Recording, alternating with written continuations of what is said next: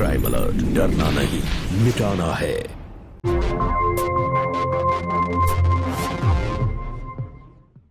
तुम दोनों अपने बनाए हुए नरक में रहोगे। आखिर इसमें ऐसी कौन सी बात दिखाई दी तुझे? तुम्हारे लिए मेहनत करके मेरे जूते घिस गए, ये तुम्हें दिखाई नहीं देता? टांग तो हम तेरे बाप की तोड़ देंगे, समझे? मेरे बेटे का खून चूस रही है नागिन। क्या तुम्हारे माँ बाप ने इतने भी संस्कार नहीं दिए? तो उस बुढ़े से तुम पीठ पीछे मुझसे चिढ़ कर रहे हैं। मिस बर्ड लेके आया है, जबान खींच के दरवाजे पे ठोक देगा अगर हमसे ऊंची आवाज में बात की तो। तेरे हर नखरे बर्दाश्त किए मैं, और तूने उस लड़के के साथ, अपने पुराने प्रेमी के साथ मुझसे चिमचिम कभी नहीं है।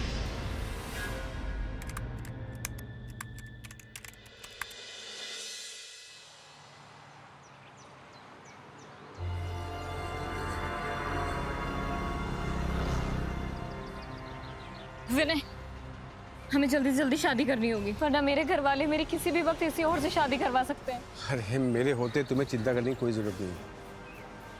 मेरे पास तुम्हारी खुशी का जादू है, समझी? क्या? हाँ, मेरा प्यार।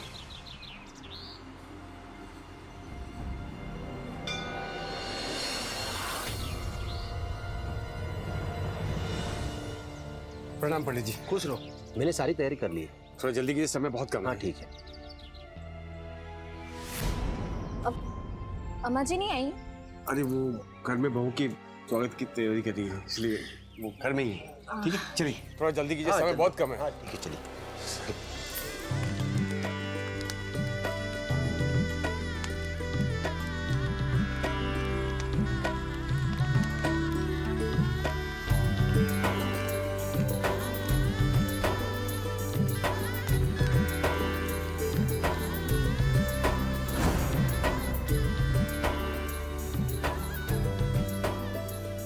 बस मुझे तेरा ही इंतजार था।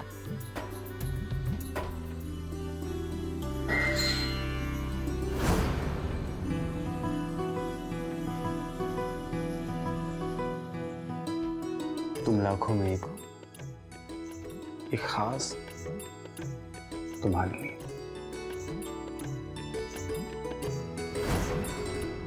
ये ले बेटा, इस घर की मालकिन।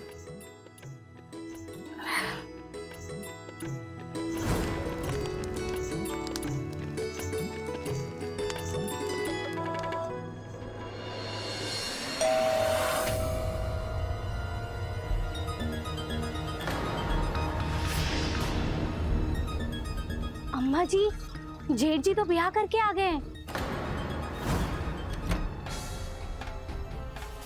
कह दो वापस चला जाए।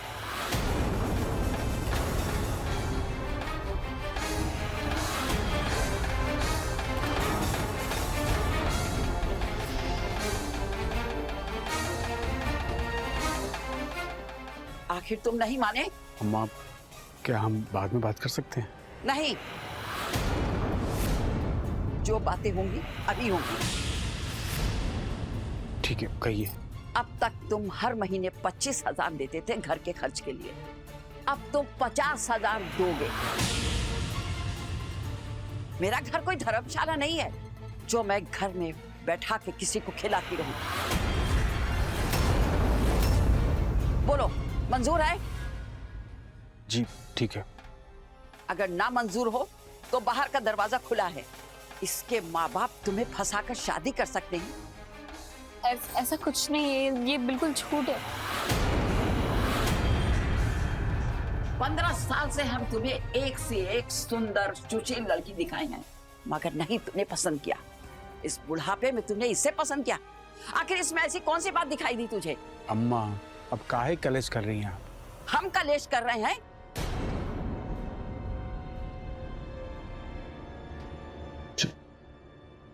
रुक! तुमने बताई अपनी सच्चाई इसको?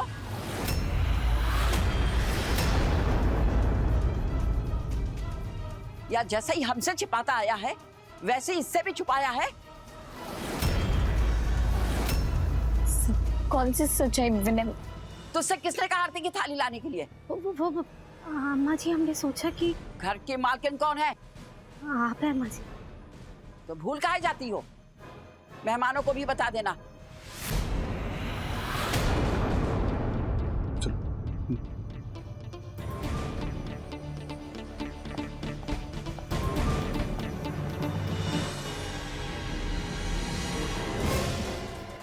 अम्मा जी हम खाना देकर आते हैं।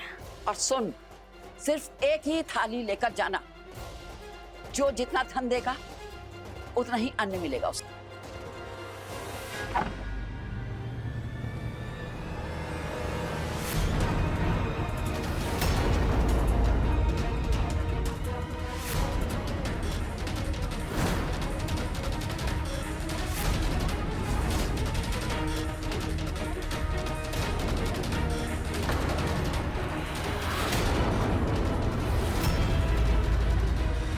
विनय, इतनी क्यों नाराज है तुम्हारी अम्मा? अरे वो तुम्हें सोचने की जरूरत नहीं है, मैं संभाल लूंगा। और वो किस सच्चाई की बात कर रही थी? अम्मा को तो आदत है बड़बड़ाने। क्यों इतना सोच रही हो? कुछ नहीं। विनय, तुम पक्का मुझसे कुछ नहीं छुपा रहे हो? मेरे पास कुछ छुपाने के लिए है ही नहीं, तो क्या छुपाऊं क्या?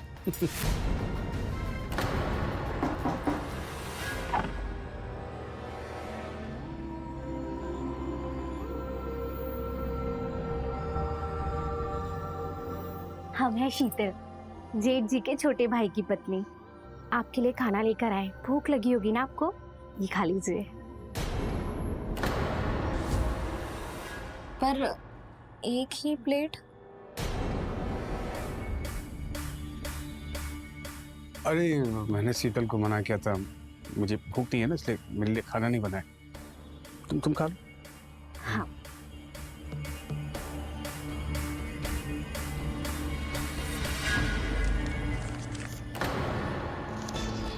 विनय, इतनी सारी दवाइयाँ किस चीज की है ये? वो टेंशन की वजह से एंग्जाइटी बढ़ जाती है मेरी, और मुझे नींद नहीं आती। लेकिन तुमने ये सब मुझे शादी के पहले तो नहीं बताया था। इसमें बताने वाली क्या बात थी? तुम एक काम करो, खाना खाओ ना। आओ बेटा, तुम खाओ।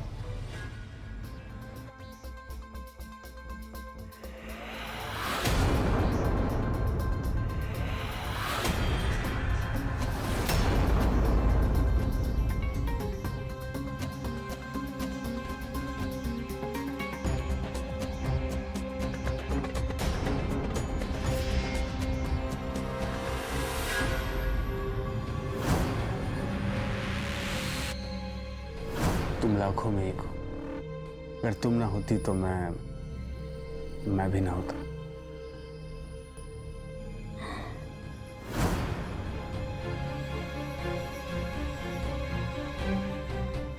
विनय, विनय! क्यों? तुम सोई नहीं अभी तक? हेलो, हमारी शादी हुई है आज। अरे मैं बहुत थक गया हूँ, कल बात करते। क्या ऐसी होती है शादी की पहली रात विनय?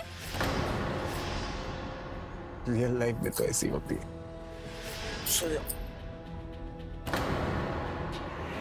क्या क्या सपने देखे थे मैंने, पर यहाँ तो कुछ और ही तमाशा चल रहा है।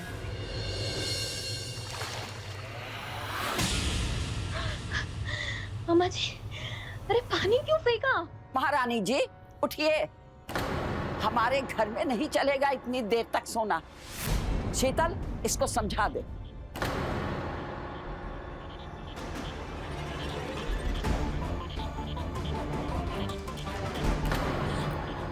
शीतल दीदी, विनय विनय कहाँ? वो तो काम पे चले गए। इस समय उपभोक्ता का मोबाइल स्विच ऑफ है, कृपया थोड़ी देर बाद डायल करें। शीतल दीदी, अरे वाह, आप फ्रेश होके भी आ गई। हाँ दीदी, आप लोगों ने नाश्ता कर लिया क्या? ए लड़की, तू रसोई में चप्पल पहन के क्यों आई है? क्या तुम्हारे माँ बाप ने इतने भी संस्कार नहीं दिए कि चप्पल रसोई के बाहर उतारी जाती है? शीतल, इसे ये बता दे कि हमारे घर में 8:30 बजे के बाद नाश्ता नहीं मिलता है। और शीतल, इसे ये भी बता दे कि सुबह उठकर सबसे पहले झाड़ू पोछा करना होगा। हम नौकरानी हटा दिए हैं।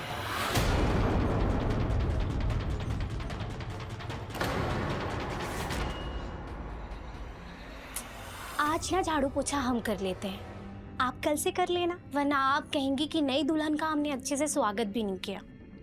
वैसे तो आप हमारी जेठानी जी हैं, पर उम्र में तो हम ही आपसे बड़े हैं ना, इसलिए हमने सोचा कि हम अपने अनुभव से आपको बताएं कि उम्र दराज आदमी के साथ खुश रहने के उपाय क्या क्या होते हैं। कभी जरूरत पड़े ना तो पूछ लेना, हिचकिचाना मत। अच्छा दीदी, आपके पति मतलब मेरे देवर जी दिखाई नहीं दे रहे, वो भी ऑफिस चले गए हैं क्या? नहीं, वो दुबई में रहते हैं, पर ये पूरा घर ना उन्हीं की कमाई से चलता है। The number you've called is currently unavailable.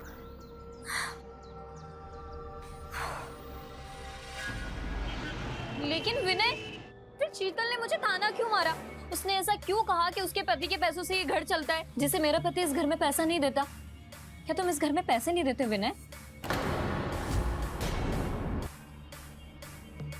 देखो विनय, आज के बाद तुम इस घर में जब पैसा दोगे तो मेरे सामने दोगे, ताकि मैं उसे दिखा सकूं कि देख, मेरा पति भी पैसा देता है, उसके पैसों से भी ये घर चलता है। समझे तुम? समझा। देखो चांदनी, मेरी बात को ध्यान से सुनो और समझो। वो शीतल जो है, एक नंबर की झगड़ालू लड़की, उससे तुम बात मत किया करो ना। और वो झाड़ू पोछी वाली बात, अम्मा जी ने ऐसा क्यों कहा कि उन्होंने नौकरानी हटा दी है? क्या मैंने नौकरानी बनने के लिए तुमसे शादी की है? देखो विनय, मैं ना जा रही हूँ, तुमने नौकरानी को। सुनो चांदनी, एक बात, मेरी बात ध्यान से सुनो। बात ये है कि वो जो अम्मा है, वो पुराने ख्यालात की है, उनको समझ नहीं आता कि क्या बोलना चाहिए और क्या नहीं बोलना चाहिए। ठीक है, समझ रही हो? मैं उनसे बात करता हूँ, सब कुछ ठीक कर दूंगा मैं। विनय, तुम एक बात अच्छे से समझ लो, मैंने कभी भी अपने घर में ये झाड़ू पोछा नहीं किया है। मत करो ना, झाड़ू पोछा की बात है ना, तो मैं कर दूंगा झाड़ू पोछा। ये छोटी सी बात है, मैं कर दूंगा, सब ठीक हो जाएगा, तुम चिंता मत करो। क्या ठीक हो जाएगा विनय? तुम समझ रहे हो, मैंने अपने घर वालों से लड़ झगड़ कर तुमसे शादी करके मैं यहाँ पर आई, और ये। हाँ, मैं सब समझता हूँ, तुम भी थोड़ा समझो ना चांदनी, कुछ दिनों की बात है, मैं सब ठीक कर दूंगा।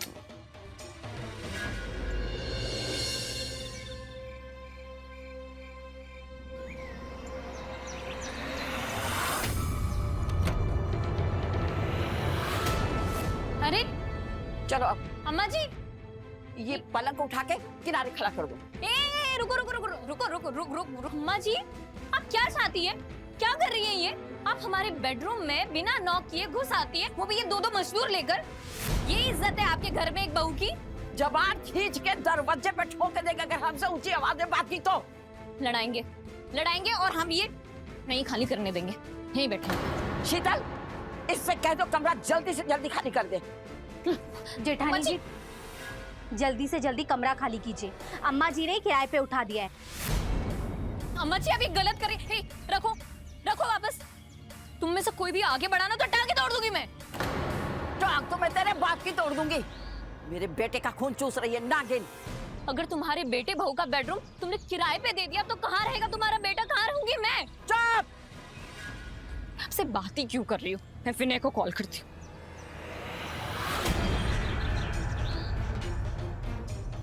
आकर अपनी लुगाई को संभाल, नहीं तो जान से मार देंगे हम।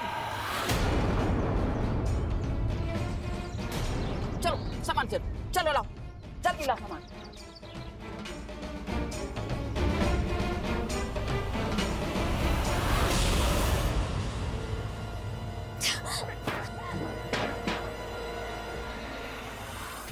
देखो चांदनी, देखो मैंने अम्मा से बात कर लिया है, इसको सामान को थोड़ा सरका के, यहाँ से थोड़ा सरका के फर्श में बिस्तर बिछा के हम रह सकते हैं आराम से। हाँ विनय, तुम पागल हो क्या? क्या मैं ये चांदनी देखो, तुम्हें मेरी इज्जत की थोड़ी सी भी फिक्र है? इन डिब्बों के बीच में सोऊंगी मैं, जहाँ पे अचार की बदबू आ रही है तो कभी ये सरसों के तेल की महक आ रही है। इन सब के बीच में तुम अपनी पत्नी को सोने को कह रहे हो? बस कुछ दिनों की बात है, बात समझो।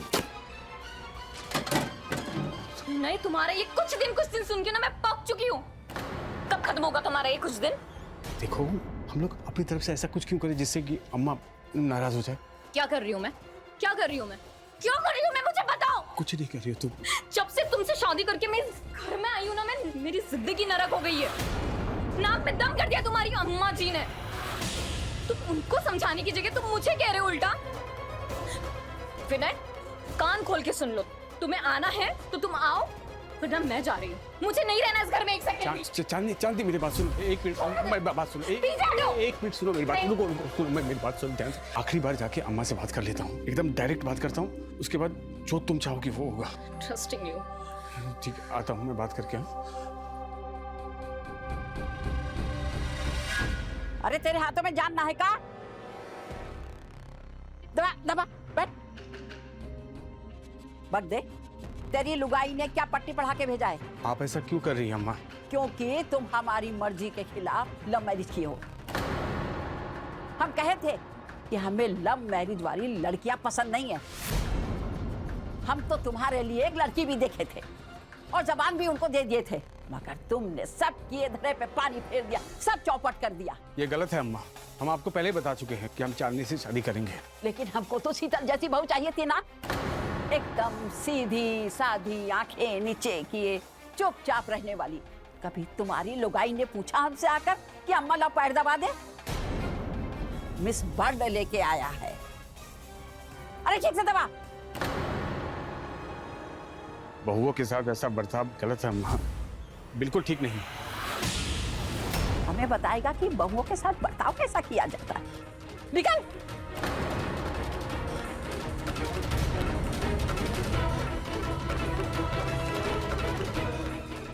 जोर से दबा। हाँ भाई सुजय, हाँ तेरे घर पहुंच गए हम लोग। हाँ बिल्कुल सब ठीक है, सब सेट है। हाँ चल, थैंक यू यार।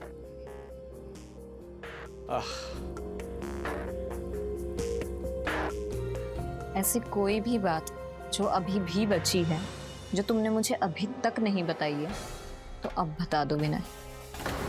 मैं अपने सारे रिश्ते नाते, घर बार सब छोड़कर तुम्हारे साथ यहाँ पर आई हूँ। तुम साथ दोगे ना जिंदगी में? कैसी बात कर रही तुम? तुम्हारा साथ दूंगा, तुम्हारे लिए जान दूंगा मैं। I love you. I love you a lot. तेरी शादी क्या हो गई?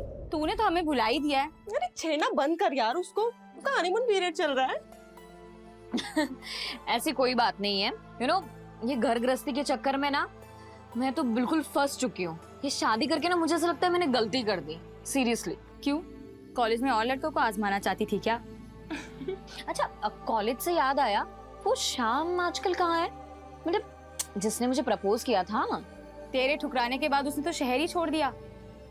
अभी तो दिल्ली में एक बहुत बड़ी मल्टीनेशनल कंपनी में नौकरी कर रहा है। मैं थोड़े दिन पहले गई थी ना दिल्ली, आया था मुझसे मिलने। बड़ा हैंडसम हो गया है यार। पता है उसको कंपनी ने इतना बड़ा फ्लैट दिया है, बड़ी गाड़ी है, उसके तो ना मजे हैं यार।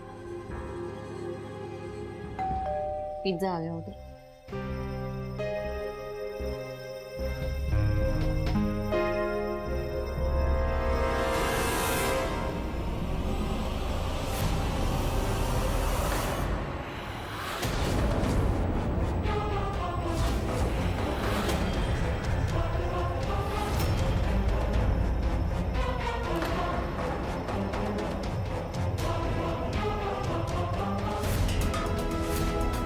इतनी देर क्यों कर दी?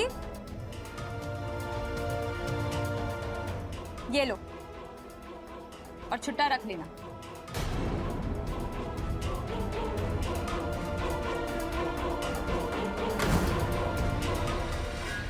हेलो चांदनी, कहाँ गुम हो गई तुम? वो अपने पति देव के ख्यालों में गुम।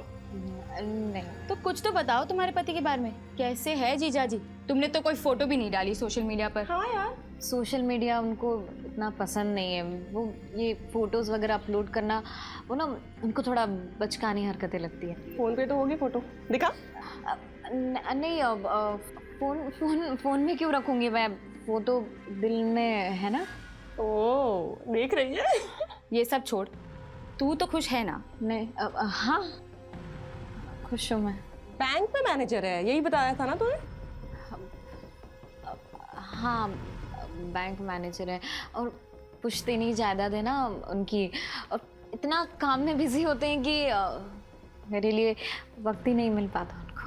ठीक है यार, और क्या चाहिए लाइफ में? लाइफ सेट है तेरी। Have this. मतलब तुम अब बैंक मैनेजर नहीं हो, या तुम कभी बैंक मैनेजर थे ही नहीं। कैसी बात कर रही हो तुम? मैं बैंक मैनेजर ही था, पर क्या विनय? एक इंक्वायरी बैठ गई थी मेरे ऊपर। जब तक वो खत्म नहीं हो जाती तब तक मुझे वो लोग नौकरी में वापस नहीं रखेंगे। तो तुमने मुझसे ये बात क्यों छिपाई? अपने साथ ऐसे स्ट्रगल करवाने के लिए? पागलों जैसी बात कर रही हो तुम। मैंने अब तक तो कोशिश की कि तुम्हें तकलीफ ना हो। इसके बावजूद तुम्हें तकलीफ हुई, इसके लिए इसका एहसास है मुझे। मैं शर्मिंदा हूँ इसके लिए। अगेन तुमने मुझसे क्यों छिपाई ये बात? क्या इसी सच्चाई के बारे में उस दिन अम्मा जी बात कर रही थी? तुमने बताई अपनी सच्चाई इसको, या जैसे ही हमसे छिपाता आया है वैसे ही इससे भी छुपाया है? हाँ, सच्चाई मैं अपने परिवार से छिपाई थी। क्या करता मैं? मुझे शर्म आ रही थी कि मेरे ऊपर इंक्वायरी बैठ गई है। मैंने सोचा नहीं था कि ये इतना लंबा खिंच जाएगा। मुझे लगा 10 दिन में सब कुछ निमट जाएगा, सब ठीक हो जाएगा। यहाँ नहीं तो कहीं और मुझे नौकरी मिल जाएगी बस। तो ये नौकरी मिली तुम्हें? ऐसी नौकरी ढूंढी तुमने? एक बैंक मैनेजर से डायरेक्ट ये डिलीवरी बॉय? तुमको कैसे समझाओ, जब तक मेरे ऊपर से इंक्वायरी खत्म नहीं हो जाती मुझे मेरे स्टेटस का नौकरी नहीं मिल पाता। और जहां भी जाता मुझे मेरे पास्ट रिकॉर्ड पूछा जाता था मुझसे। कहां से लाता मैं? और उसके ऊपर से अम्मा जी उसकी खिटपिट घर में लगा ही रहता था। मेरी शादी कहीं और करवाना चाहती थी, इसके लिए वो नाराज रहती थी। और सुनो, जब हम किराए के घर में आ गए ना, तब तो मुझे नौकरी करके चलाना ही था ना घर। क्या करता मैं? एक ही सेक्टर है जहां पर मेरा पास्ट रिकॉर्ड नहीं पूछा जाता है, यही सेक्टर। तो मैंने नौकरी कर ली। ठीक है ना, कोई चोरी डकैती तो नहीं की मैंने। मेहनत की रोटी कमाता हूं मैं, परिवार का पेट पाल रहा हूं। क्या गलत किया मैंने? क्या गलत किया? गलत ये है कि मैंने सबको बता रखा था कि तुम एक बैंक मैनेजर हो। बैंक मैनेजर वहीं पर तुम अटकी हुई हो यार। तुम्हारे लिए मेहनत करके मेरे जूते घिस गए, ये तुम्हें दिखाई नहीं देता? दवाई खानी हो जाए, दवाई की तरह।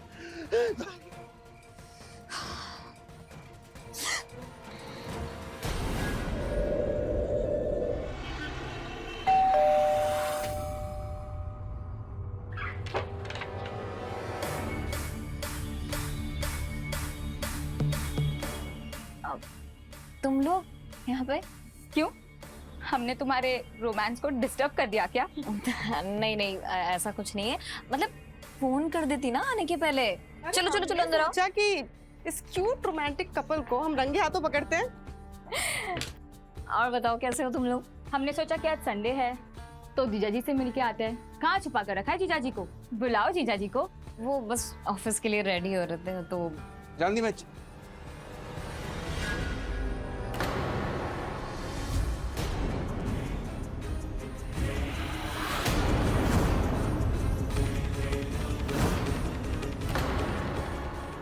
विनय, ये मेरी दोस्त है और ये विनय है।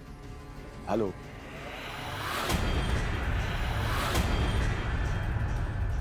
अरे ये तो उस दिन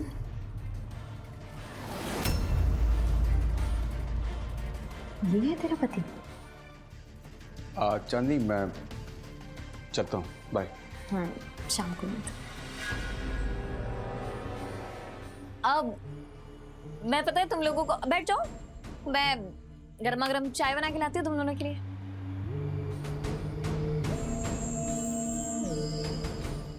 यार उस दिन जब वो पिज्जा लेकर आया था तब तो चांदी ने रिएक्ट तक नहीं किया था। चुप करना, हर किसी की कोई ना कोई मजबूरी होती है। लेकिन तू ये सोच कि इतने उम्र दराज डिलीवरी बॉय से शादी करने की क्या मजबूरी हो सकती है चांदी की?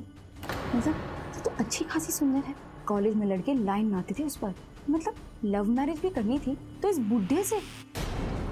माना कि उम्र ज्यादा है उसकी, लेकिन इतना भी बुढ़ा नहीं है, अच्छा खासा हैंडसम तो है। इससे अच्छा तो वो श्याम ही था, कम से कम उसकी उम्र का तो था।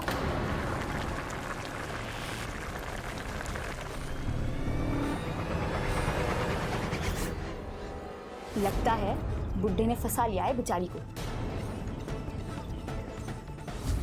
पता नहीं खुश भी रख पाता होगा या नहीं चांदनी को।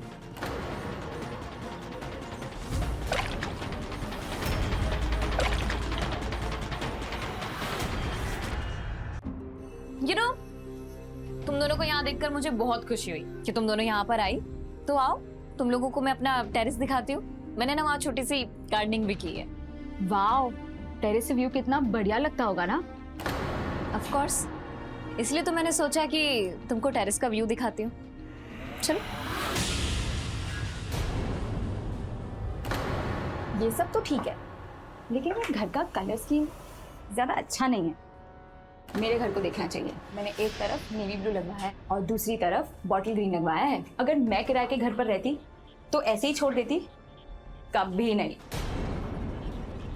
मैंने तो अपने घर पर फूल और पत्ती भी लगवाया है, जिससे घर में पॉजिटिव वाइब्स मिलती है। और सबसे बड़ी बात, घर के कलर से ना मेंटल हेल्थ पर रिफ्लेक्ट होता है।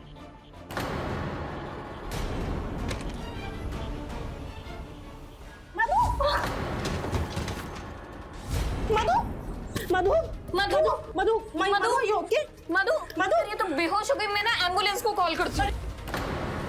नमस्कार, मैं हूं अमित पचौरी और आप देख रहे हैं क्राइम अलर्ट।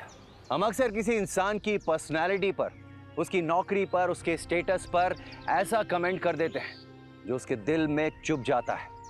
इसीलिए बुजुर्गों का कहना है कि कमान से निकला तीर और जबान से निकले शब्द कभी वापस नहीं आते हैं। शब्दों का तीर इतना घातक होता है कि कई बार वो व्यक्ति के मन से निकलता नहीं है और ऐसे हालात में वो कुछ न कुछ अशुभ कर गुजरता है। चांदनी ने भी ऐसा ही किया। चांदनी की सहेली मधु ने उसके हालात पर एक बुरा कमेंट कर दिया। ऑलरेडी चांदनी अपने पति से आए दिन झगड़ती रहती थी और उसकी सास भी उसकी जिंदगी में जहर घोल रही थी। चांदनी ने जो किया वो बेहद निंदनीय है। उसकी इस हरकत की वजह से मधु की जान भी जा सकती थी। अगर आगे चलकर चांदनी ने अपने आप को संभाला नहीं तो और लोगों की जान को भी खतरा हो सकता है।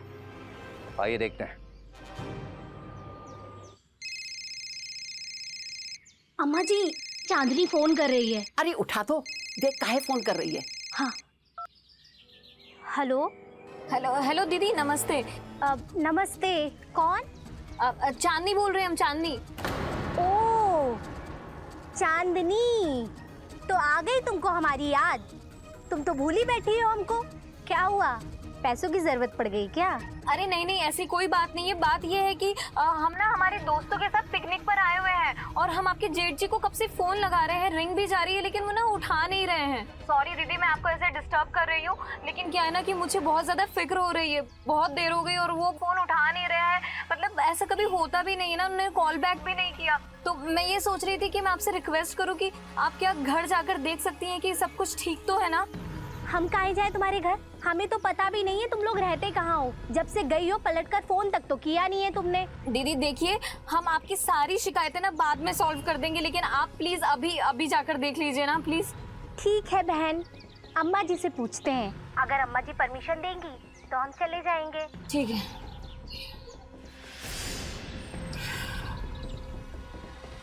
अरे क्या बोल रही है जहरीली नागिन? अम्मा जी बोल नहीं रही थी, ऑर्डर दे रही थी कि जाकर घर पे देखो कि जेठ जी क्या कर रहे हैं। उसका फोन नहीं उठा रहे हैं। खुद तो चली गई है पिकनिक मनाने और हमको बोल रही है हम उसके घर जाएं। मेरे बेटे की जिंदगी बर्बाद कर दी। मेरा बेटा मुझसे बिछड़ गया और ये कमीनी घूम रही है। तो अम्मा जी क्या करें, हम चले जाएं क्या? हाँ, हम भी चलते हैं। चलो, आज अपने बेटे को समझा बुझाकर अपने घर ले आएंगे। उस नागिन के पास फिर कभी नहीं जाने देंगे। चल चल जल्दी चल।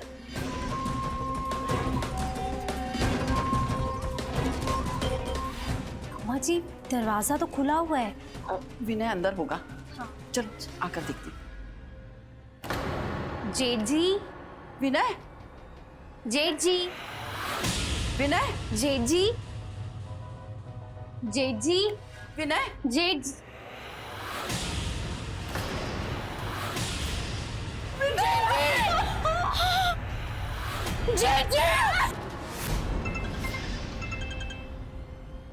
चांदनी कहाँ हो तुम? अरे यार, जेठ जी ने फांसी लगा ली है। क्या?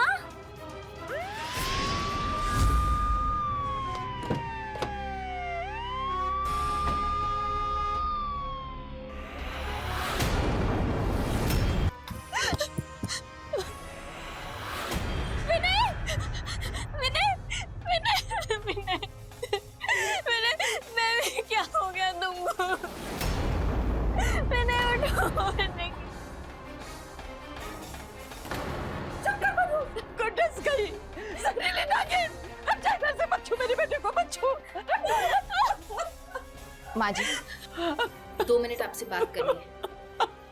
आप विनय से आखिरी बार कब मिली थी? हमने ही अपने घर से विनय को निकाल दिया था। इसके साथ बहुत ज्यादती की, इस डाइन की बदौलत। आप शांत हो जाइए, दोषी को सजा जरूर मिलेगी।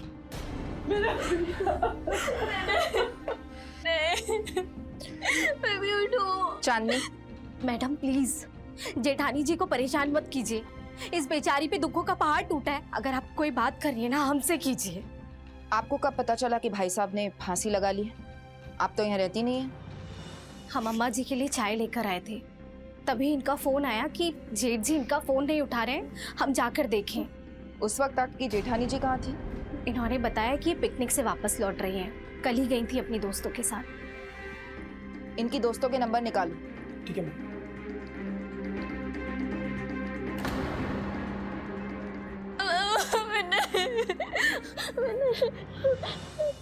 क्या लगता है आपको, क्या हुआ होगा?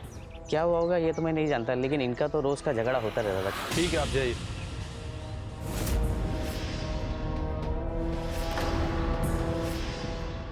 मैम थोड़ा मैम, इनकी एक फेरी से बात हो चुकी है, पुष्पा नाम है उनका।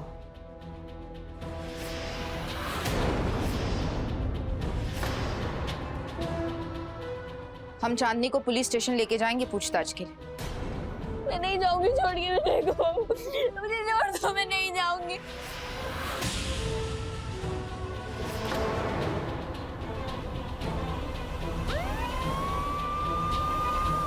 ये सुसाइड नोट किसने लिखा है? विनय जी ने लिखा है। सच सच बता, तूने लिखा है ना ये? मैं कैसे लिख सकती हूँ, मैं तो नहीं थी ना वहां पर। कहाँ भारती? झूठी मक्कार। इनमें भी तेरी हैंडराइटिंग है ना? इस सुसाइड नोट पर भी तेरी हैंडराइटिंग है। अब जल्दी जल्दी बोल, नहीं तो सच उगलवाना है मुझे। बताती हूँ, बताती हूँ।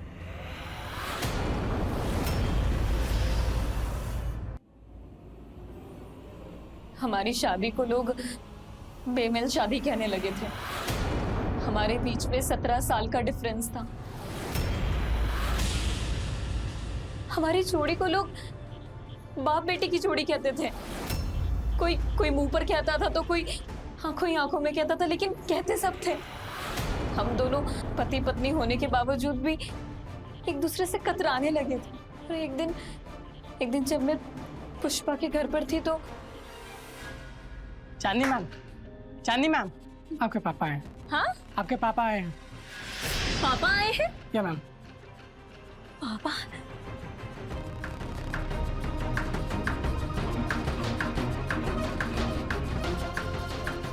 इतनी रात हो गई, घर चलो।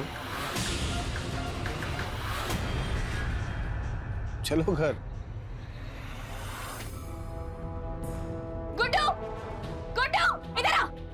क्या पापा है वो मेरे? क्या बोला तू? हस्बैंड है वो मेरे। चांदी, हस्बैंड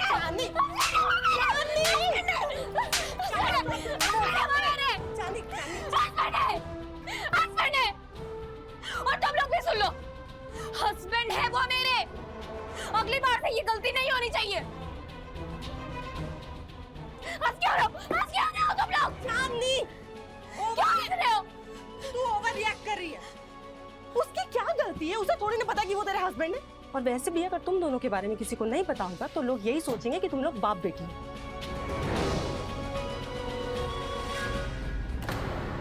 एज डिफरेंस की बात तो तुझे पहले से पता थी, तो फिर ऐसे क्यों रिएक्ट किया?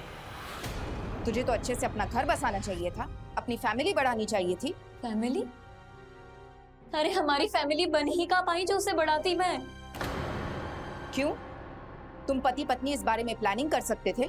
नाम मात्र के पति पत्नी थे हम। रोज झगड़ा होता था हमारे बीच में, रोज। अरे आप ही बताइए किसके भरोसे बढ़ाती मैं अपनी फैमिली? विनय की नौकरी ही नहीं थी, और जो छोटी सी नौकरी थी उससे हमारे घर का किराया ही बहुत मुश्किल से निकलता था।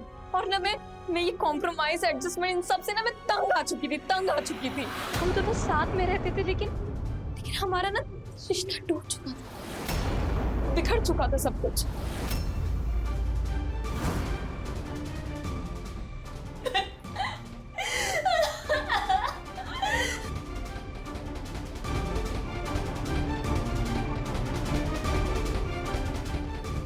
और ऐसे ही दौर में मैं शाम को मिस करने लगी।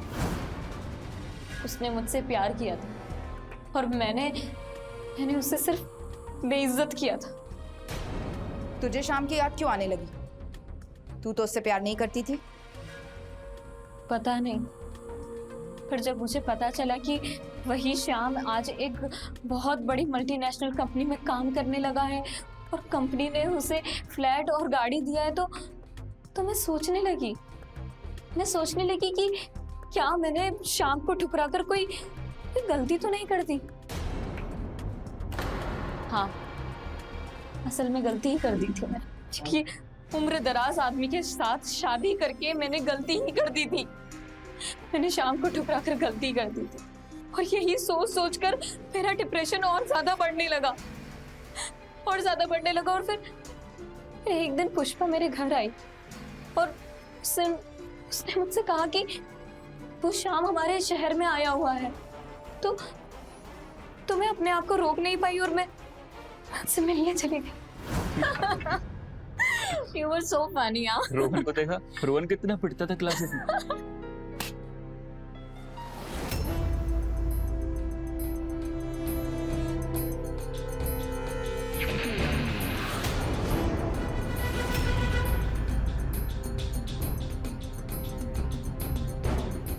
अब शाम हम कहीं और चलते हैं ना, मैं बताती हूँ।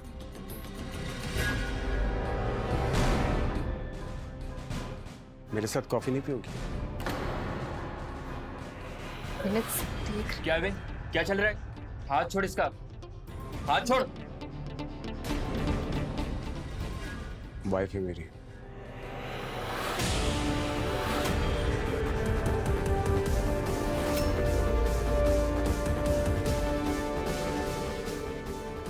विनय, शाम ये मेरा कॉलेज फ्रेंड है। शाम विनय, मुझे यकीन होने लगा था कि विनय की वजह से मेरी जिंदगी बर्बाद हो चुकी है। शाम को दूर जाता देख मुझे ऐसा लगने लगा था कि मानो मेरी जिंदगी की सारी खुशियां मुझसे दूर जा रही है। मैं मजबूर होकर सब कुछ देख रही थी। मुझे यकीन होने लगा कि मेरी बर्बाद जिंदगी का जिम्मेदार सिर्फ और सिर्फ विनय है। हाँ, मैं हूँ तुम्हारी हर परेशानी का जिम्मेदार। तू लीडर, तुझे शर्म नहीं आती? हर चीज के लिए मुझे कुछ रुपया ठहरा दोगे और तेरे हर नखरे बर्दाश्त किए मैं। इस परिवार को संभाले रखने के लिए क्या कुछ नहीं किया। और तूने उस लड़के के साथ, अपने पुराने प्रेमी के साथ मुझसे चिप का मिल रही है। हाँ, क्योंकि तुझ जैसे बुड्ढे के साथ शादी करके ना मैंने अपनी जिंदगी की सबसे बड़ी गलती कर दी है। इसलिए तू पीठ पीछे मुझसे चीटिंग कर रही है। देखो बुड्ढा खास रहा है।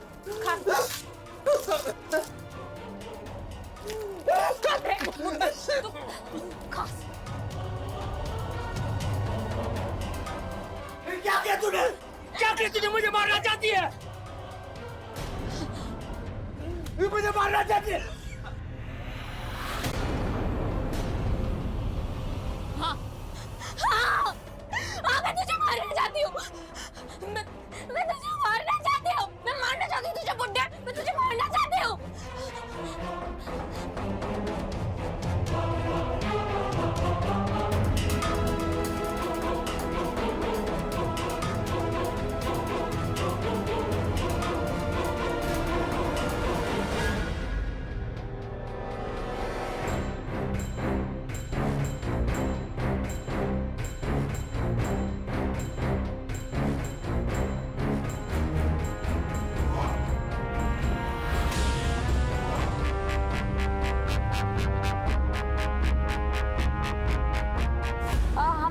दोस्तों के साथ पिकनिक पर आए हुए हैं और हम आपके जेठ जी को कब से फोन लगा रहे हैं, रिंग भी जा रही है, लेकिन वो ना उठा नहीं रहे हैं। तू विनय से इतनी नफरत करती थी तो क्या देखकर उससे शादी की थी? क्योंकि वो बैंक में मैनेजर था, उसके पास पुश्तैनी जायदाद थी, वो अपने परिवार का बड़ा लड़का था, वो मुझे एक सिक्योर लाइफ दे सकता था। और शादी के पहले तो वो वैसा नहीं था, काफी रोमांटिक हुआ करता था वो। अच्छी अच्छी जगह ले जाता था, अच्छे अच्छे कपड़े पहनाता था, हर जगह घुमाने ले जाता था। और मुझे फिर लगा कि ये वाह, ये सब तो बढ़िया है, मेरी तो लाइफ एकदम सेट है, इसलिए शादी की। लेकिन शादी के बाद मुझे महसूस हुआ कि ये सब तो भ्रम है। उस पे और मेरे पापा की सोच में कोई अंतर नहीं था। हर बार पैसों को लेके किल्लत। हर जो खरीदना चाहूँ खरीद नहीं सकते, कुछ खाना चाहूँ खा नहीं सकते, जहाँ घूमना चाहूँ घूम नहीं सकते। अगर मैं अपने पसंद का खा नहीं सकती, घूम नहीं सकती, तो मैंने शादी ही क्यों की? और जब मुझे उससे ये सब नहीं मिला तो मुझे उससे घिन आने लगी। और जब मुझे उससे घिन आने लगी तो मैंने उसे मार दी। बंद कर दो इसे अंदर।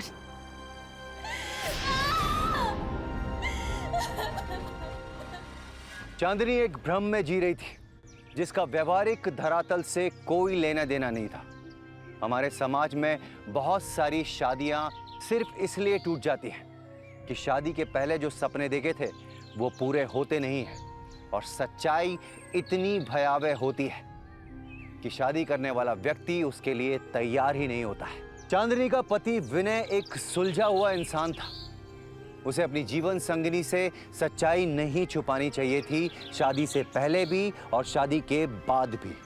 हालांकि विनय को भी कहां पता था कि उसकी खस्ता हाल जिंदगी में उसकी मदद करने की बजाय चांदनी इतनी डिमांडिंग हो जाएगी कि उसकी डिमांड से उसकी जिंदगी नर्क हो जाएगी। विनय के घर के लोग अगर चाहते तो स्थिति संभाल सकते थे, लेकिन सब अपने अपने स्वार्थ के नियंत्रण में थे।